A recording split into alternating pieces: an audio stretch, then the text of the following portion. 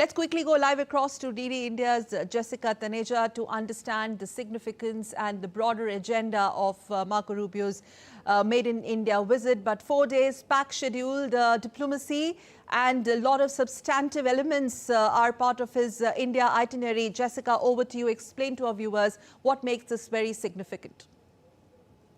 Well, this visit is coming at a time, of course, look at the geopolitical background as well. There are conflicts continuing both in West Asia as well as with Russia and Ukraine. And it's not just the change in the geopolitical climate, but how important an ally India is for the United States at this point in time. Remember when in last year, the first foreign ministers that Secretary Rubio had met was the Quad foreign ministers. The first meeting he held with other, counterparts was with the Quad leaders. So there is, of course, a lot of significance to this.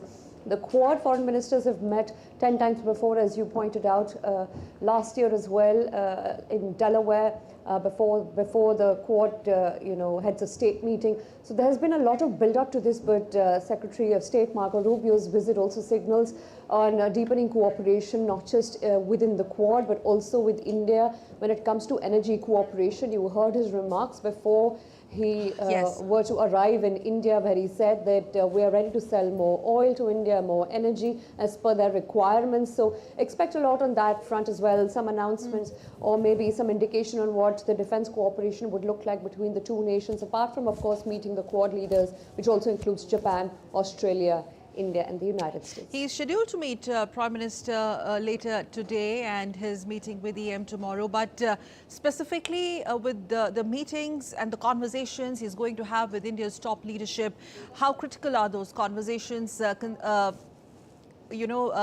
the context of current global energy crises, energy security and the wars looming large?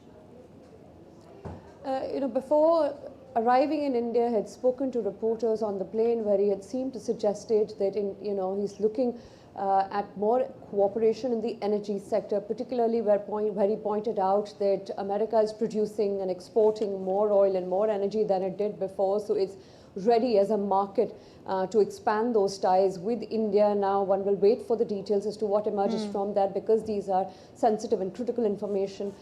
So there will be some announcement to that effect that we will wait for. But yes, a bigger, a larger indication of sorts rests on the energy cooperation, because remember India imports 80% of its energy needs, although it has been able to diversify its energy imports in the last few years, but there is still a lot that comes from West Asia, and particularly where the crisis seems to continue, where the naval blockade continues. So there'll be a lot of discussions in that effect, but let's also not forget how United States and India also collaborate on different fronts, on technology, AI, let's not forget critical minerals and critical emerging technologies. So that's also a lot to do with the kind of collaborations they've had in the past. Even during the Impact AI Summit, there was a lot of discussion on, and you saw the two big AI giant companies, both Claude, Daniel Amodei, as well as ChatGPT, Sam Altman, had arrived in India. So there's a lot to discuss with